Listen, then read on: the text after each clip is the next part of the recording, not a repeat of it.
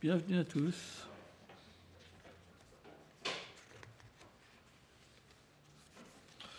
Nous allons lire un verset du Srimad Bhagavatam, deuxième chant, chapitre 6, versets 13-16, page 127.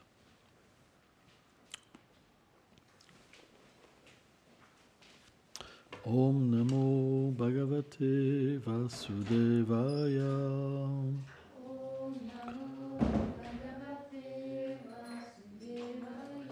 Om Namo Bhagavate Vasudevaya.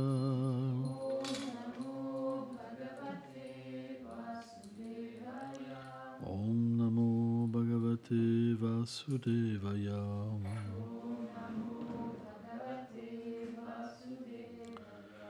Aham Bhavan Bhavavacha. Pardon. Aham Bhavan Bhavachevam. Tam Himem Munayo Graja. Surat Sulam Naranagam. Kagam Rigam Chisispam.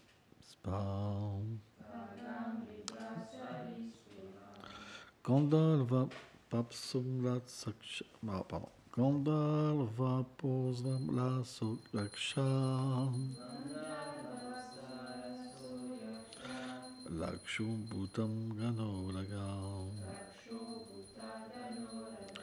Pachavam Pitalam Siddham. Vidyam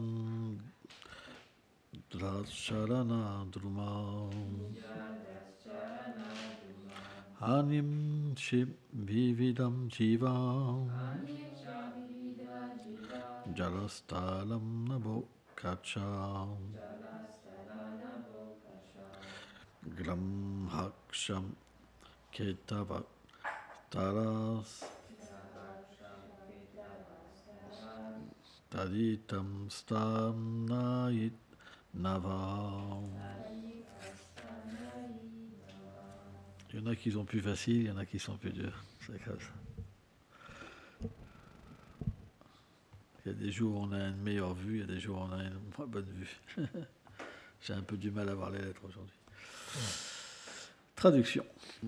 Moi, toi, Shiva, les Kumaras, les demi-dieux, les démons, les hommes, les nagas, les oiseaux, les biches, les reptiles, les gandharvas, les apsaras, les yakshas, les rakshas, les bhutas, les uragas, les animaux domestiques, les prithis, les siddhas, les vidyadharas, les chalanas, les arbres, les autres espèces de créatures vivantes dans l'eau, sur terre ou dans le firmament, les planètes, les étoiles, les comètes brillantes, les éclairs et les nuages, tout ce qui était ou encore à venir sont à l'intérieur de la forme universelle du Seigneur. C'est-à-dire que rien ne peut exister sans son soutien. Le Virat Purusha, la forme universelle, pénètre l'intérieur et l'extérieur de l'univers entier. Commentaire. Selon Srila Vishwanath Chakravarti Thakur, il est établi dans les écrits védiques que l'énergie et le possesseur de l'énergie ne sont pas différents. Or, puisque le Seigneur est le possesseur de l'énergie matérielle par lequel apparaissent toutes choses dans l'univers, ce monde n'est pas différent de lui. Ceci confirme la signification de l'hymne du Purusha Shukta, dont la ligne commençant par Sahasra Shilsha et les 3 versets débutant par le mot Brahmano Sva Mukham Atsit ont été décrits dans le chapitre précédent. Maintenant, le mot Purusha Evedam Salvam, le Seigneur et toutes choses dans l'univers, du Purusha Shukta sont illustrés en 3 versets et demi. Après avoir démontré que le Seigneur est la cause du monde matériel, Brahma établit qu'il est au-delà de ce monde. À travers cette description de la forme universelle, on comprend également qu'il est la limite du monde matériel, que le monde est couvert par le Seigneur parce que son existence est plus grande que ce monde. Mais bien qu'il soit plus grand, il est aussi présent dans le cœur des êtres sous la forme de l'âme suprême, partout présente. Ceci n'est pas exprimé pour parler de sa dimension, car il ne peut être mesuré. Le Seigneur est illimité. Il est tout-puissant. Il peut se manifester en autant de manières sans être touché par son énergie inférieure matérielle. Bien qu'il soit en toute chose, il est au-delà de la création. Ceci est inconcevable.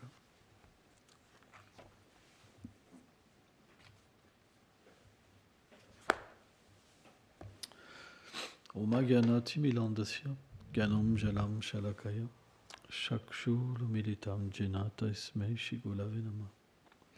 Nama Om Vishnu Padaya Krishna Prestaya Bhutale Shrimate Bhaktivedanta Swaminiti Namine Namaste Sarasvati Deve Gaulavani Prachaline Nilveshesha Sunnavadi Prachacha Deshatarine. On peut parfois douter que le Seigneur, en tant qu'une personne, peut tout contenir. Et c'est vrai que c'est difficile.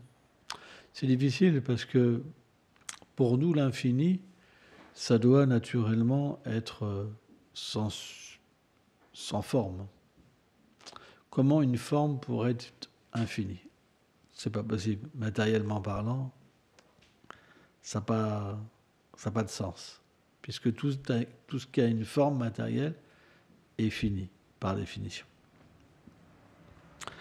Or, la nature spirituelle et la nature matérielle sont des choses complètement différentes.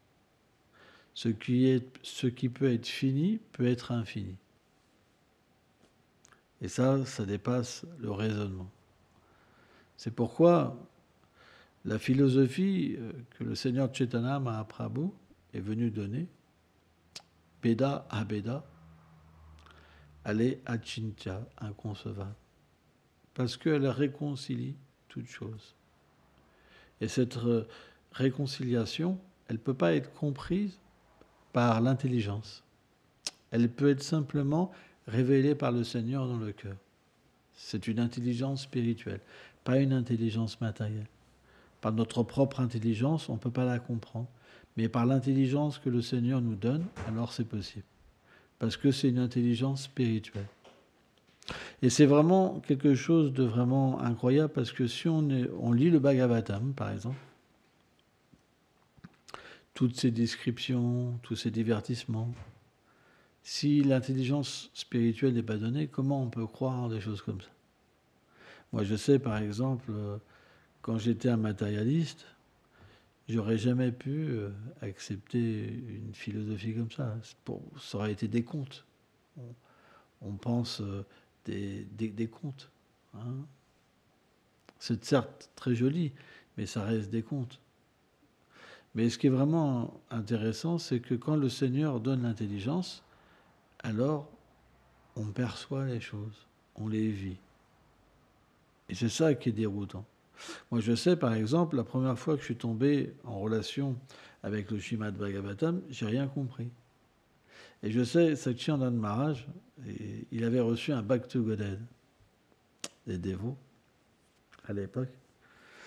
Et alors, bon, il s'était mis dans les toilettes, il avait dit, je vais tout comprendre. Et il avait essayé par lui-même, il n'avait rien compris. On ne peut pas par nous-mêmes.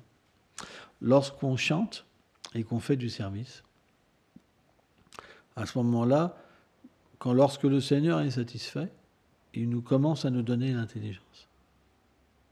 On voit dans ce divertissement avec Duryodhana, à un moment Duryodhana, il a voulu attacher le Seigneur Krishna. Et le Seigneur a manifesté une forme, la forme universelle, avec des milliers de bras, de millions de têtes, de corps, etc. Et il ne savait plus qui attacher quoi, etc. C'est quelque chose d'incroyable. Il a quand même pu voir cette forme-là. Et là, tout le monde offrait des prières. Il y a tous les demi-dieux qui offraient des prières, etc. Pendant que Duryodhana était complètement dans l'illusion. Mais c'est grave, quand même, qu'est-ce que le Seigneur peut faire. Comment c'est un joueur en même temps, c'est incroyable, quoi. Et on voit que Dhritarashtra, il ne pouvait pas voir parce qu'il était aveugle, mais il a pu, par la miséricorde, percevoir quelque chose du Seigneur suprême. Et c'est ça qui est intéressant. C'est que ce n'est pas par l'intelligence matérielle qu'on perçoit Krishna, mais par l'intelligence qu'il nous donne, l'intelligence spirituelle. C'est pourquoi, à un moment, bien qu'on a des sens matériels, ça veut dire que l'âme est recouverte par des sens matériels, c'est comme des couches. Hein. Par exemple, si je mets des lunettes, mes yeux sont recouverts par des lunettes. Hein. Hein, si elles sont bleues, je vois tout bleu, par exemple. Mais si je les retire, le monde n'est plus bleu. Il est ce qu'il doit être. Ben, de la même manière, à force de servir le Seigneur suprême, qui est Rishikesh, le contrôleur des sens, il peut donner aussi, naturellement, une perception des sens spirituels, de l'intelligence spirituelle. Et à ce moment-là, on peut comprendre quelque chose du Seigneur suprême. C'est quoi cette chose? C'est la relation qu'on a avec lui. On ne peut pas tout comprendre, c'est pas possible. Il est sans limite. Personne ne peut comprendre le Seigneur suprême, mais on peut comprendre au moins la relation qui nous unit à lui éternellement. Et à ce moment-là, on peut comprendre qu'il a une forme. Mais cette forme, elle n'est pas limitée. On voit par exemple, lorsque à Gokul, quand Balaram il a monté un coup contre Krishna, et qu'il voulait que Mary Yashoda, quelque part, elle a une miséricorde spéciale, et ils ont tous comploté en disant que Krishna, il a mangé de la terre. Et Krishna dit non, mère, je n'ai pas mangé de la terre. Ils sont tous contre moi parce qu'ils veulent que tu me punisses. Mais on doit comprendre une chose, c'est que Krishna est extrêmement beau. Krishna est extrêmement beau. Et ses divertissements sont fascinants et complètement attirants. Et naturellement, qu'est-ce que Mère Yashoda a dit? Elle dit, ouvre ta bouche pour que je vois si tu as mangé de la terre ou pas. Et quand Krishna a ouvert la bouche, qu'est-ce que Mère Yashoda a vu? Elle a vu l'univers à l'intérieur de la bouche de Krishna. Elle s'est vue, elle a vu Krishna, elle a vu tous les demi-dieux, elle a vu toutes les planètes. Tout était là. Et qu'est-ce qu'elle a fait? Elle s'est presque évanouie. Parce qu'elle ne voulait pas, elle ne peut pas percevoir l'opulence du Seigneur suprême. Son amour est tellement pur et tellement doux que lorsqu'elle rentre en contact avec l'opulence du Seigneur, il y a comme une incompatibilité. Et cette incompatibilité, ça s'est passé comment? Dans un évanouissement. Donc, bien que Krishna ait toutes les opulences en lui et toute la création en lui, lorsque cette relation, elle se manifeste, on ne peut pas voir cette vérité, cette grandeur. La grandeur, on la voit simplement au début. Krishna nous donne une intelligence pour sa grandeur. À partir de là, on peut se purifier, comprendre qu'il est le contrôleur, le possesseur, l'annihilateur, par exemple. Et on peut suivre des règles en comprenant que si j'agis pas bien, je vais me faire punir, par exemple. Et cette ligne de conduite va nous permettre de nous abandonner au Seigneur. Alors, au début, il y a une certaine peur, quand même, mais parce qu'on s'adresse à la forme de douceur du Seigneur suprême, parce que notre filiation spirituelle, cette connaissance qui est véhiculée par la filiation spirituelle, qui est l'intelligence que Krishna donne aux êtres vivants à travers la Sampradaya, puisqu'elle révèle la douceur, cette opulence qui nous est révélée au début à travers les premiers chants du Bhagavatam, elle n'est pas un obstacle à l'amour de Dieu. Par exemple, dans le Chaitanya Chaitamrita, il y a un verset qui explique que le Seigneur Nishingadev a dit à Prahlad de délaisser sa vénération à un moment.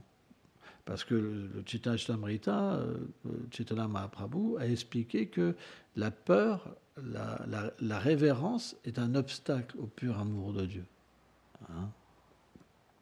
Mais, contrairement, le Bhagavatam, bien que l'opulence du Seigneur soit développée, elle n'est pas donnée pour obstruer la pure dévotion, mais pour permettre d'avoir des bases et purifier l'être vivant pour l'amener graduellement à sa propre vérité et à sa relation avec Krishna. Et c'est ça qui est différent. C'est pourquoi Chaitanya Mahaprabhu, en tant que le Seigneur suprême, il a, comment dire,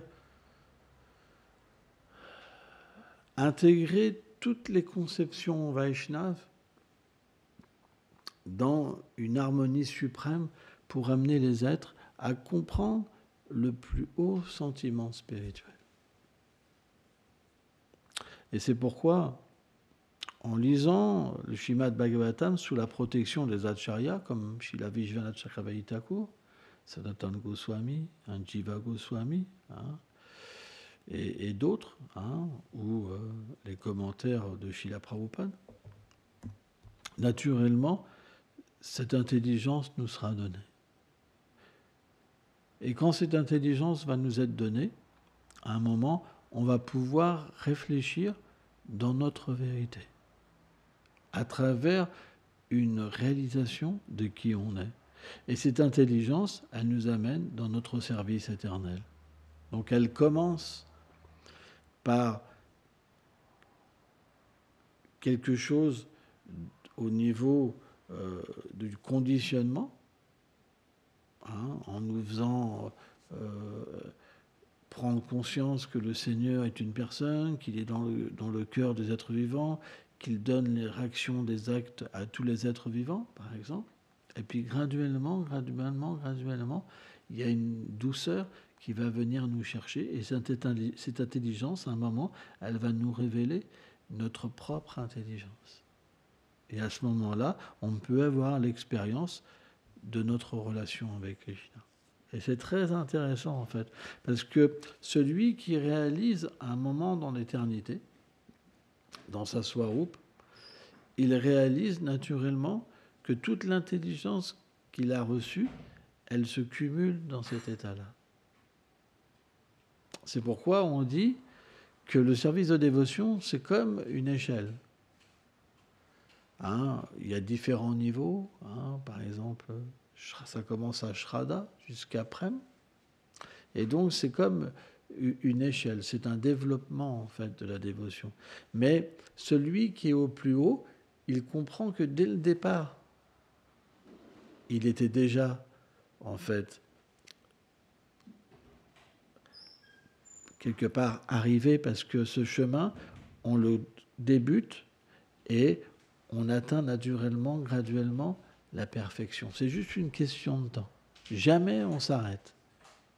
Ça peut prendre plus de temps ou moins de temps, mais tout le monde atteint un jour cet état Prem.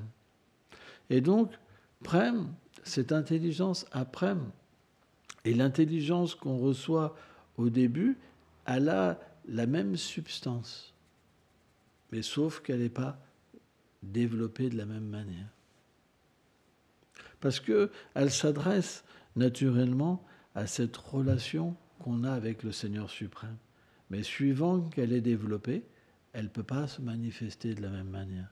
C'est pourquoi, à un état immature du service de dévotion, l'intelligence, bien qu'elle soit dirigée vers l'amour de Dieu, bien qu'elle soit dirigée vers Krishna, elle ne peut pas avoir cette même fonction complète, ce même développement qu'à l'état complètement réalisé. Ce n'est pas possible.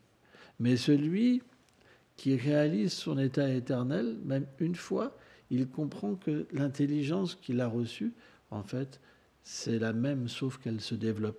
En fait, l'intelligence dans le monde spirituel et l'amour, c'est la même chose. C'est la même chose. Parce qu'en fait, tout est amour dans le monde transcendantal. Tout est amour. Et cette intelligence, comment plaire à Krishna, comment dire, faire un arrangement pour lui, pour des fleurs, pour des fruits, voilà, pour qu'il soit satisfait. Cette intelligence-là, naturellement, ça prend un certain temps avant que ça vienne.